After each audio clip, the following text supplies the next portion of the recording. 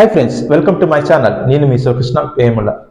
Bollywood star hero Ranveer Singh నటించిన spy action thriller Dhurandhar ఈ cinema box office వద్ద సరికొత్త రికార్డును సృష్టించింది. విడుదలైన 21 రోజుల్లోనే ప్రపంచవ్యాప్తంగా 1000 కోట్ల గ్రాసును సాధించింది.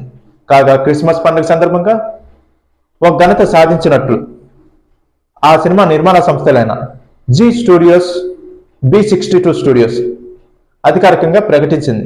అదేంటో మనం ఒకసారి తెలుసుకుందాం. డిసెంబర్ 5వ తారీఖు విడుదలైన ఈ సినిమా తొలి రోజు నుంచే పాజిటివ్ టాక్తో దూసుకెళ్లింది. ట్రేడ్ వర్గాల నివేదిక ప్రకారం 21 రోజు ముగిసేసరికి ఈ సినిమా ప్రపంచవ్యాప్తంగా 1000 కోట్ల పైగా వసూలు చేసింది. ఇందులో భారతదేశం నుండి 668 కోట్లు రాగా ఓవర్సీస్ మార్కెట్ నుంచి 217 కోట్లు వచ్చాయి.